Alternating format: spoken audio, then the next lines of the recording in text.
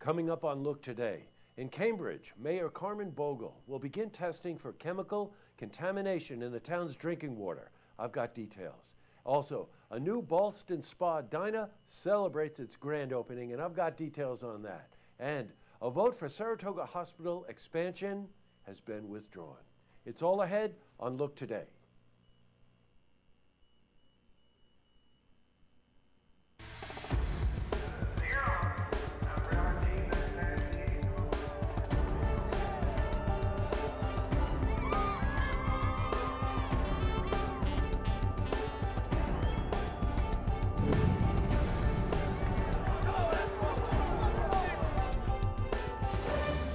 Welcome everyone, I'm Jay Hood Jackson, and this is Look Today. Well, in tonight's program, I sit down with Jeff Mead. He's the general manager of the Glens Falls Civic Center. Plus, I also sit down with private investigator Rick Worth. You got to hear this interview. And of course, we have your weather for the Tri-North counties. But first, these headline stories. Well, following the news of the chemical contamination in the drinking water in nearby Hoosick Falls, Mayor Carmen Bogle will begin testing in Cambridge. Now, this is in response to concerns of Cambridge residents. An independent laboratory will test for the PFOA chemical in the drinking water. Now, that chemical was used for decades in non-stick and stain-resistant coatings.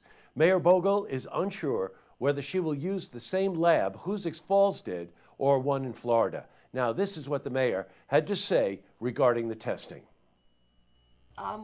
We want to do everything we can to put our residents at peace of mind, and that's the reason why we've requested to perform this test, so that way we know with all certainty what's in our water. Well, in other news, Ballston Spa Diner celebrated its grand opening on Thursday. Now, the diner is located on 1475 Saratoga Road in Ballston Spa. Now, the Saratoga County Chamber of Commerce attended the ribbon cutting ceremony.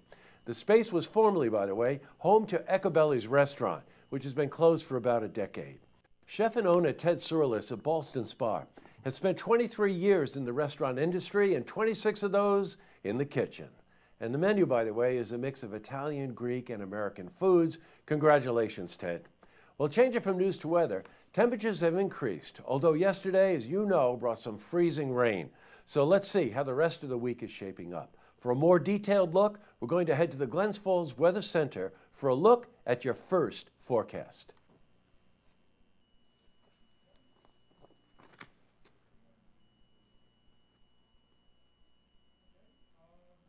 And back to the news. Well, the Saratoga City Council voted to withdraw the hospital expansion plans for Saratoga Hospital.